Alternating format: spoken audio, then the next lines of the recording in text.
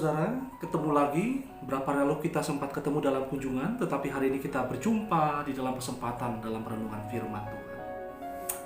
Tahun 2020 nampaknya akan menjadi tahun yang suram bagi dunia, karena wabah COVID yang menimpa banyak bangsa. Sudah 4 bulan ini dunia mengalami situasi yang berat. Ya, keadaan seperti ini akan katanya berlanjut sampai beberapa bulan ke depan, bahkan katanya sampai kepada akhir tahun. Keadaan nampaknya akan suram. Para ahli mengamati dan berpendapat bahwa virus COVID ini akan tetap ada dan akan hidup bersama-sama dengan manusia di bumi. Jika begitu, keadaan ke depan nampaknya akan seperti awan kelabu, akan suram. Tetapi firman Tuhan, tema renungan firman Tuhan hari ini adalah menuju terangnya yang ajaib. Menuju terangnya yang ajaib. Firman-Nya tidak terbatas oleh ruang dan waktu. Firman itu terus berbicara kepada umat Tuhan di segala zaman. Dan di setiap kesempatan, mari kita datang pada firman-Nya dan memohon Tuhan menuntun kita lewat firman-Nya. Mari kita satu dalam doa. Tuhan, firman-Mu adalah pelita bagi hidup kami. Di saat jalan kami begitu nampak buram dan suram, kelam. Tetapi kiranya Engkau berbicara lagi atas kami. Tuntunlah kami. Dan kiranya firman-Mu yang menguasai hati pikiran kami. Kami serahkan pemberitaan firman ke dalam kuasa-Mu. Di dalam nama Tuhan Yesus kami berdoa. Amin. Amin Bapak Saudara. Dan tema kita menuju terangnya yang ajaib, ya, didasari oleh firman Tuhan dari surat 1 Petrus. Mari kita buka Alkitab kita. Ya, Saudara, mari kita buka Alkitab kita. Surat 1 Petrus pasalnya yang kedua ayat 9 sampai 12. 1 Petrus pasalnya yang kedua ayat 9 sampai 12. Demikian firman Tuhan. Tetapi kamulah bangsa yang terpilih, imamat yang rajani, bangsa yang kudus, umat kepunyaan Allah sendiri, supaya kamu memberitakan perbuatan yang besar dari Dia yang telah memanggil kamu keluar dari kegelapan kepada terangnya yang ajaib. Kamu yang dahulu bukan umat Allah, tetapi yang sekarang telah menjadi umat-Nya, yang dahulu tidak dikasihani, tetapi yang sekarang telah beroleh belas kasihan. Saudara-saudaraku yang kekasih, aku menasihati kamu supaya sebagai pendatang dan perantau, kamu menjauhkan diri dari keinginan-keinginan daging yang berjuang melawan jiwa.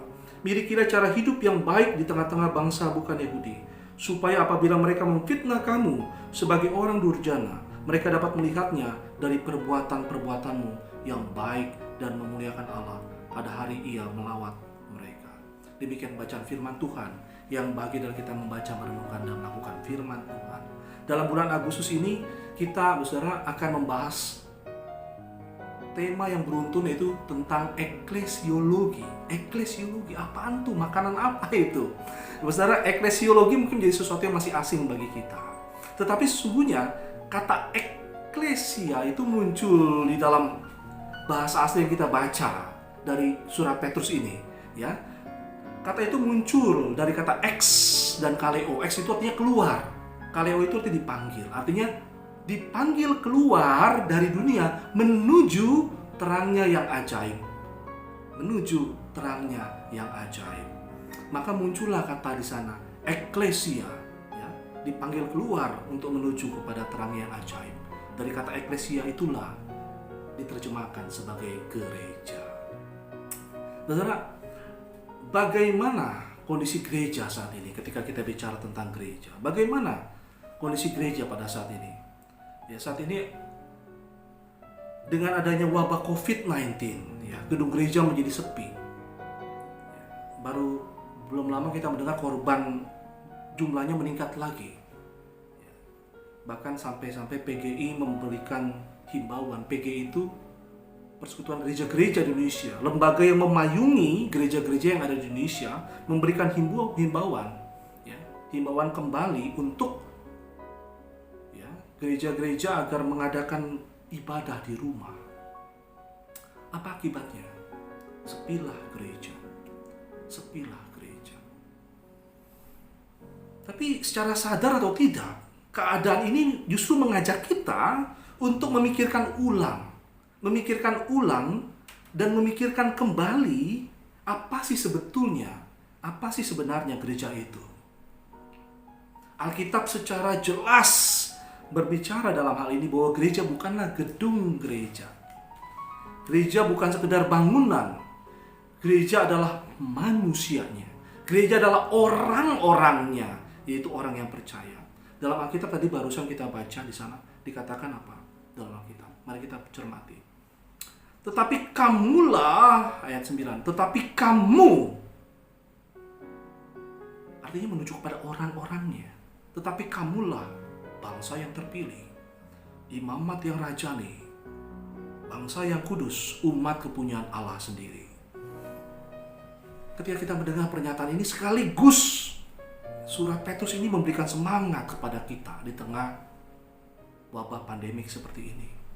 Di tengah melesunya umat manusia di masa pandemik ini. Dalam grup kita melihat bagaimana informasi yang menjelaskan bagaimana aspek ekonomi melesu. Bahkan kantor-kantor banyak yang menjadi klaster COVID. Tentu keadaan ini berdampak, berefek, berimbas kepada gereja. Gereja kena imbasnya. Jika begitu, lalu bagaimana masa depan gereja? Bagaimana masa depan gereja? Firman Allah saat ini bergema juga, bukan hanya di zaman Rasul Petrus, tetapi juga di zaman kita saat ini. Seperti ingin menguatkan umat Allah, bahwa masa depan gereja, bahwa umat Allah memiliki masa depan. Sebagaimana yang Rasul Petrus nyatakan dengan begitu indah, dipanggil dari kegelapan, menuju terangnya yang ajaib. Lalu pertanyaannya kalau begitu, bagaimana gereja dapat menuju terangnya yang ajaib? Sedikitnya ada dua hal, saudara. Yang pertama, melalui belas kasihan Allah. Dalam ayat yang 10, mari kita cermati dalam ayat yang 10. Ayat yang 10, mari kita cermati. Kamu yang dahulu bukan umat Allah, tetapi yang sekarang telah menjadi umatnya. Yang dahulu tidak dikasihani, tetapi sekarang telah beroleh belas kasihan. Maka poin yang pertama, melalui belas kasihan Allah. Beroleh belas kasihan. Kata beroleh ini dalam bahasa aslinya ditulis begitu unik, saudara. Ya, ditulis dalam bentuk disebutnya perfect. Ya, kalau kita yang belajar bahasa Inggris mengerti bahasa Inggris, itu digunakan untuk menekankan suatu penyebab yang telah terjadi.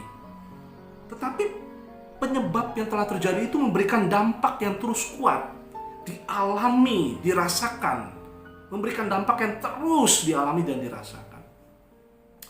Ya, kata ini seperti mungkin kalau kita melakukan renovasi rumah, ya, telah direnovasi rumah.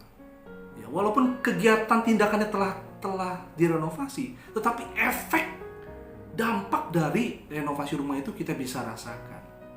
Ya. Begitu juga beroleh belas kasihan Allah. Ya, pernyataan itu beroleh belas kasihan Allah telah terjadi, tapi berdampak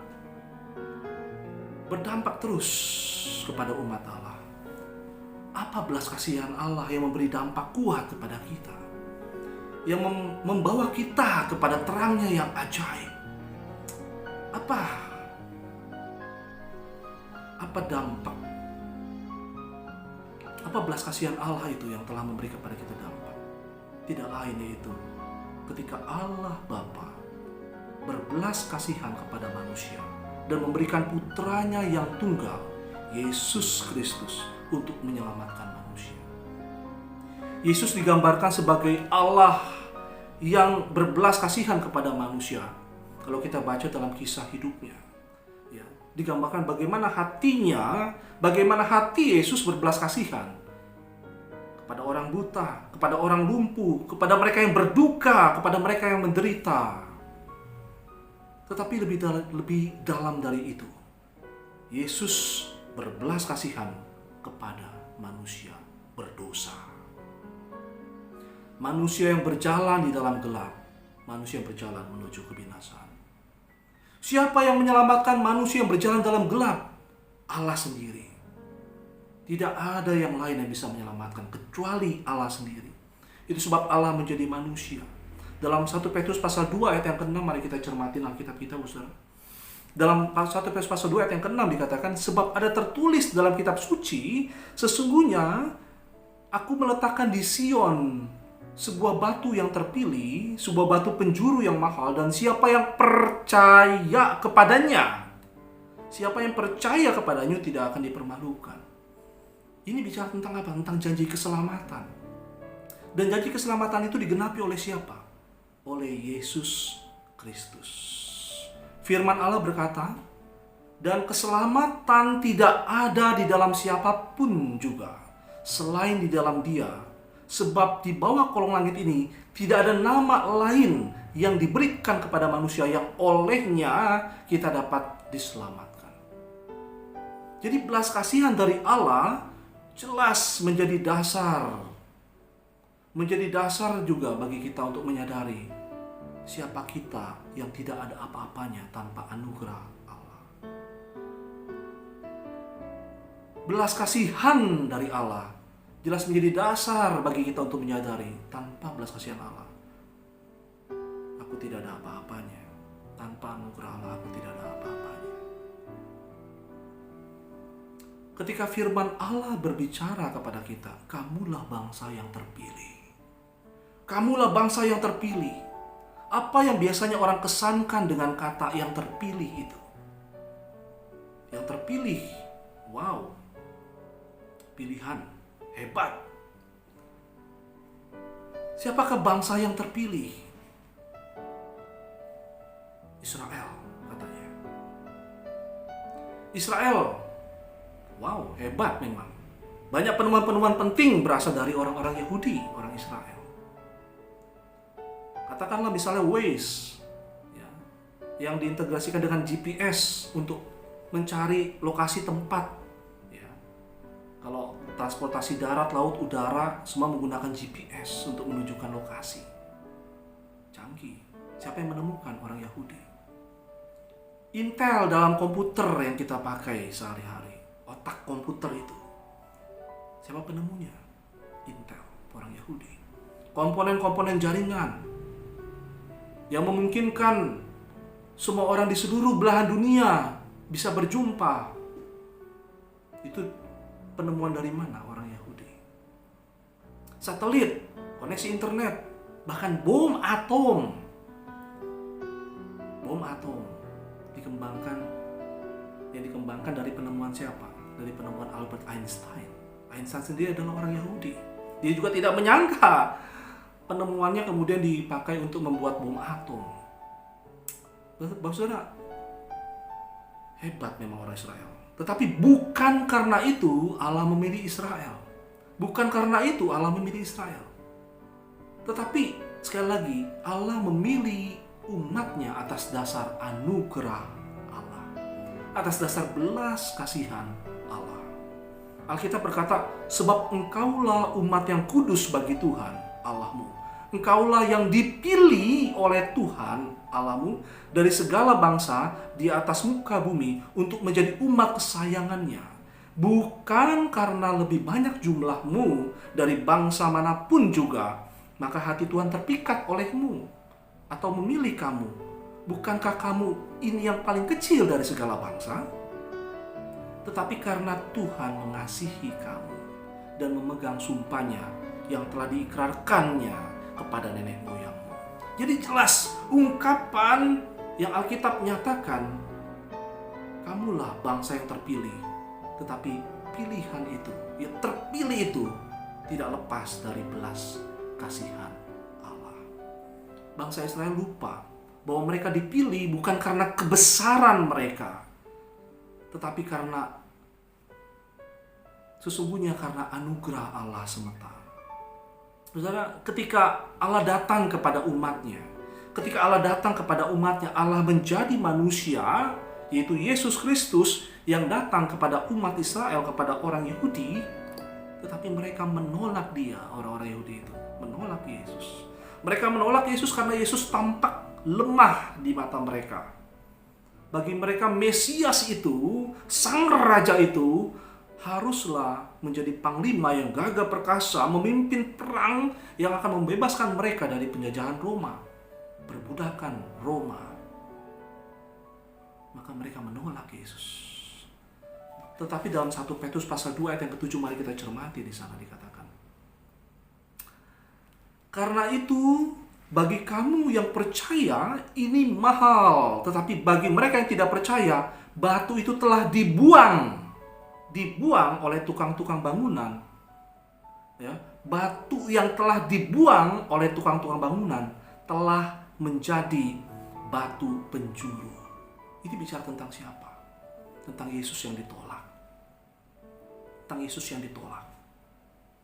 Salib Kristus adalah lambang belas kasihan Allah. Tetapi seringkali salib dianggap sebagai kebodohan bagi dunia. Di mata Allah, apa yang dianggap bodoh oleh dunia, justru salib itulah yang membawa manusia berdosa yang berjalan dalam gelap menuju kepada terangnya yang ajaib. Maka salib itu menjadi lambang apa? Menjadi lambang belas kasihan Allah yang menjamah hati orang berdosa.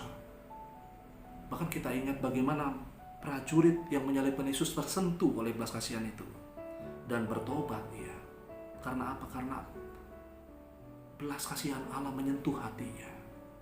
Belas kasihan Allah juga menyentuh hati Paulus. Siapa Paulus? Orang yang dulu membenci Yesus, membenci para pengikut Yesus. Lalu kemudian ia ditangkap oleh kasih Allah. Dan ia bertobat, bahkan menjadi rasul yang gigih memberitakan kasih Allah. Belas kasihan Allah juga telah menjamah hati bangsa-bangsa. Setiap suku bangsa yang dianggap kafir justru dilayakan untuk menerima belas kasihan Allah. Dan belas kasihan itu sampai juga kepada Indonesia, kepada kita di Indonesia. Oleh belas kasihan Allah itulah maka lahir gereja Tuhan.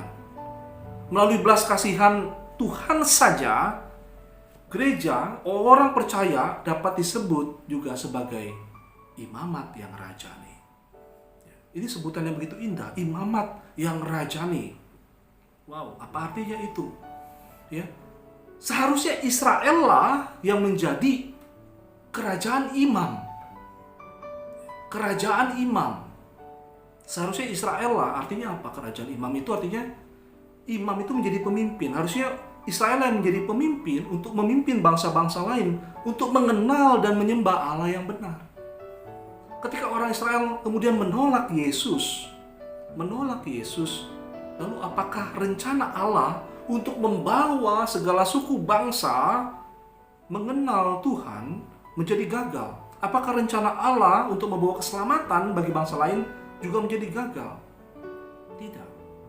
Allah memakai gereja, dan melalui gereja murid Tuhan itu dipenuhi kuasa Roh Kudus dan menjadi saksi mulai dari Yerusalem, Yudea, Samaria sampai ke ujung bumi. Ini sebab gereja disebut sebagai imamat yang rajani. Imamat yang rajani artinya yang memimpin, membawa orang lain untuk mengalami belas kasihan Allah. Artinya apa? Imamat yang rajani bicara tentang adanya panggilan untuk membawa orang lain mengalami belas kasihan Allah dan menerima belas kasihan Tuhan sebagaimana yang sudah kita alami. Sudahkah kita membagikan belas kasihan Allah kepada orang lain? Saat ini kita dikelilingi dengan orang-orang yang ada bersama-sama dengan kita. Mungkin dia adalah keluarga kita, mungkin dia adalah sahabat kita. Banyak waktu kita habiskan bersama-sama dengan dia. Katakanlah dia adalah sahabat kita. Maaf kata, jika suatu saat nanti Tuhan berkata cukup sudah, dan kemudian kita pulang kepada Tuhan, demikian juga sahabat kita pulang kepada Tuhan. Dan di hadapan tahta pengadilan Tuhan, apa yang akan kita katakan? Ketika di hadapan pengadilan itu, sahabat kita berkata, kamu telah bersama-sama dengan aku sekian lama ya. Tetapi tidak pernah aku mendengar sedikit pun kamu bicara tentang siapa Yesus kepadaku. Jika saat itu terjadi kepada kita, saudara, apa yang akan kita katakan di hadapan pengadilan Tuhan? Sudahkah kita membagikan belas kasihan Allah kepada yang lain? Lalu yang kedua, Bapak Saudara, bagaimana gereja dapat menuju terangnya yang ajaib? Yang pertama tadi melalui belas kasihan Allah. Yang kedua, milikilah cara hidup umat Allah. Milikilah cara hidup umat Allah. Dalam 1 Petrus pasal 2 ayat 12 di sana dikatakan, mari kita cermati Alkitabnya. Di sana dikatakan, milikilah cara hidup yang baik di tengah-tengah bangsa-bangsa bukan Yahudi, supaya apabila mereka memfitnah kamu sebagai orang durjana, mereka dapat melihatnya dari perbuatan-perbuatanmu yang baik dan memuliakan Allah pada hari yang melawat mereka. Saudara, kata milikilah dalam bahasa asli juga unik. Karena ini menggambarkan satu tindakan, milikilah satu tindakan yang terus-menerus, yang berulang-ulang. LAI memberi penekanan di sana dengan memberikan kata cara hidup. Cara hidup. Ini menggambarkan apa? Sesuatu pengulangan, sesuatu yang terus-menerus berulang-ulang. Tindakan pengulangan atau terus-menerus seringkali membuat kita bosan. Bahkan acap kali kita melihat sebagai sesuatu yang remeh. Kita meremehkannya.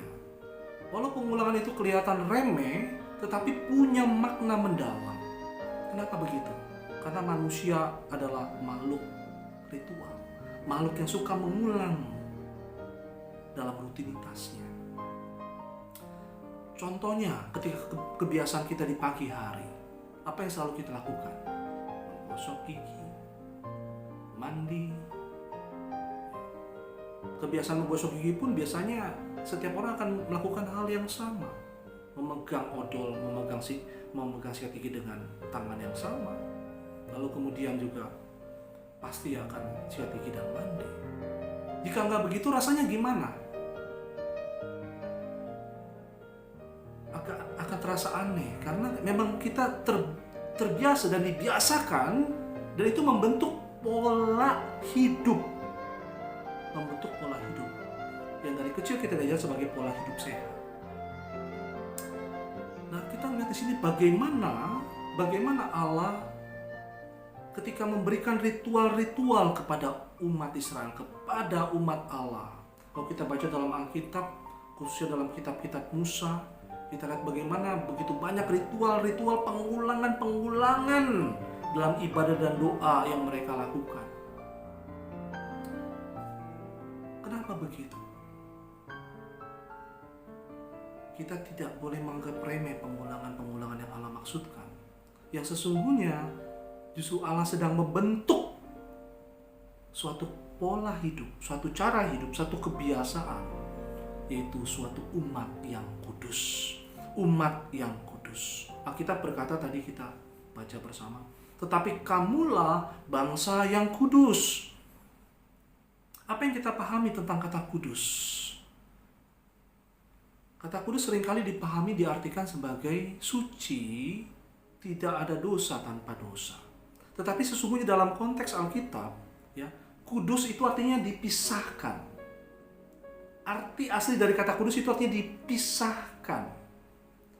Ya, sebagaimana umat Allah, ya, yang dipisahkan. Ya, ketika di zaman Musa kita ingat bagaimana orang-orang Israel dan bagaimana orang-orang sekeliling Israel. Bagaimana bangsa Israel dan bagaimana bangsa-bangsa di sekeliling Israel. Bangsa-bangsa di sekeliling Israel mereka punya cara hidup yang tidak berkenan kepada Allah. Itu sebab Allah memisahkan mereka, Allah menguduskan mereka, memisahkan mereka dari cara hidup orang-orang di sekelilingnya pada saat itu. Maka kata kudus bagi gereja artinya adalah dipisahkan dari cara hidup dunia. Kita dikuduskan, kita dipisahkan dari cara hidup dunia. Dengan cara apa Allah memproses kita? Yaitu dengan cara membentuk yang baru melalui pengulangan demi pengulangan yang akan membentuk kebiasaan baru, yaitu kebiasaan yang kudus dari umat Allah. Ketika dibandingkan dengan umat-umat sekeliling, ya sebagaimana umat Allah ya kemudian dipisahkan dari cara hidup umat-umat bangsa-bangsa lain di sekelilingnya, demikian juga umat Tuhan di zaman ini. Jadi kata kudus artinya kita dipisahkan dari cara hidup dunia, cara hidup duniawi yang mengelilingi kita. Bagaimana pemisahan itu terjadi? Bagaimana pemisahan itu terjadi? Bagaimana pengudusan itu terjadi? Yaitu ketika dunia menawarkan pikiran, merencanakan apa yang jahat, pikiran yang tidak berkenan kepada Allah. Allah membentuk umat yang baru untuk memikirkan apa yang kudus. Artinya apa kudus dalam pikiran? Ketika dunia menebar gosip, menebar fitnah, Allah membentuk umat yang menebar belas kasihan Allah. Membentuk satu umat yang kudus di dalam perkataan. Ketika dunia menganggap remeh kekudusan pernikahan, Allah membentuk umat yang menjaga kekudusan pernikahan, kudus dalam perbuatan. Memiliki cara hidup umat Allah, saudara, juga terkait dengan sebutan gereja sebagai apa? Umat kepunyaan Allah sendiri. Umat kepunyaan Allah sendiri. Tadi kita baca, tetapi kamulah bangsa yang terpilih, imamat yang rajani, bangsa yang kudus, umat kepunyaan Allah sendiri. Wow, itu adalah frase yang indah, kata-kata yang indah. Tetapi di dalamnya juga ada makna yang penting, bahwa umat kepunyaan Allah artinya aku ini kepunyaan Allah loh. Maka aku gak bisa hidup semauku sendiri. Aku gak bisa lagi hidup semauku sendiri. Karena aku umat kepunyaan Allah. Saudara, apa yang saat ini kita punya? Materi. Tapi bagaimana kita mengelola materi yang ada? Bagaimana cara kita mengelola materi yang ada? Apakah itu untuk kepentingan diri kita sendiri atau untuk kepentingan kerajaan Allah? Untuk kepentingan pekerjaan Tuhan dinyatakan? Apa yang kita punya? Tubuh kita punya. Tapi bagaimana kita mengelola tubuh kita? Bagaimana kita mengelola tubuh kita? Tubuhku kan aku yang punya sendiri. Sudah ada himbauan untuk pakai masker, tetapi diabaikan. Dokter sudah bilang demi kesehatan, maka harus pantang makanan-makanan tertentu, tetapi itu pun dilanggar. Oh, tenang saja, Tuhan Yesus akan menjaga hidupku. Tuhan Yesus akan memberikan mujizat kepadaku, akan menyembuhkan kalau aku sakit. Enggak seperti itu. Itu namanya hidup sembarangan. Ya. Bagaimana tubuh kita? Bagaimana kita mengolah tubuh kita? Lakukanlah pola hidup sehat dengan kesadaran apa? Bahwa kita adalah umat kepunyaan Allah sendiri. Tuhan yang punya diriku, maka aku gak bisa semauku sendiri hidup. Saudara, ketika firman Tuhan berbicara kepada kita, tetapi kamulah bangsa yang terpilih, imamat yang rajani, bangsa yang kudus, umat kepunyaan Allah sendiri. Bergema kepada kita di zaman ini. Kamulah.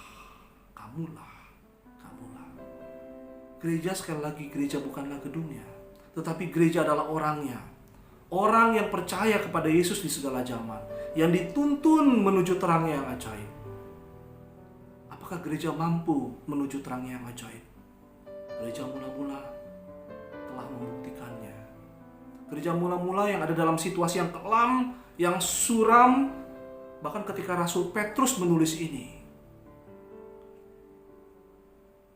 Tetapi pernyataan Petrus menuju terangnya yang ajaib menjadi sesuatu yang dimungkinkan dan dimampukan oleh Allah. Saat itu nampaknya sesuatu yang gak masuk akal dalam keadaan zaman di mana Rasul Petrus ada. di mana gereja mengalami hambatan yang banyak, hambatan-hambatan yang begitu besar. Fakta menunjukkan bagaimana justru keajaiban itu terjadi. Bagaimana gereja mula-mula tetap tidak menyangkali iman mereka sekalipun mereka diteror sedemikian rupa oleh bahaya, baik oleh orang Yahudi maupun oleh penguasa-penguasa Romawi. Gereja mula-mula tetap percaya bahwa Allah menuntun mereka kepada terangnya yang ajaib. Saudara, rencana Allah tetap terjadi kepada gereja, kepada kita. Dan kita melihat ya, saat ini, apakah itu mungkin? Situasi yang begitu suram saat ini kita melihat. Bagaimana, apakah kita akan tetap percaya kepada rencana Tuhan? Kita melihat gereja yang dihambat, sampai saat ini tetap Tuhan pelihara kok. Ya. Bagaimana kita melihat bahkan dalam ribuan tahun Tuhan memelihara gereja-gereja Tuhan, bahkan menjangkau seluruh suku bangsa. Kapan itu terjadi? Yaitu bila Yesus ditinggikan dan salibnya diberitakan. Pasti dia akan menarik semua orang datang kepadanya. Kemana arah pandang mata kita saat ini? Apa yang menjadi arah tujuan hidup kita? Apa yang menjadi arah tujuan kita? Ya, walaupun info yang kita dengar bahwa sampai akhir tahun mungkin akan menjadi masa kelabu, masa suram untuk seluruh bangsa. Tetap percayakah kita bahwa Allah menuntun kita kepada terangnya yang ajaib? Tetap percayakah kita bahwa Allah menuntun kita kepada terangnya yang ajaib? Bagaimana kita dapat menuju terang yang ajaib? Ada dua hal tadi. Melalui belas kasihan Allah dan milikilah cara hidup umat Allah. Kiranya Yesus sang kepala gereja, Yesus sang gembala yang baik menuntun hari-hari kita menuju kepada terangnya yang ajaib. Amin. Mari kita satu dalam doa. Terima kasih Tuhan sekali lagi untuk firman-Mu. Engkau Allah yang kiranya menuntun kami dalam masa-masa kelabu ini untuk menuju kepada terang-Mu yang ajaib. Kami tidak mampu tanpa pertolongan Roh Kudus.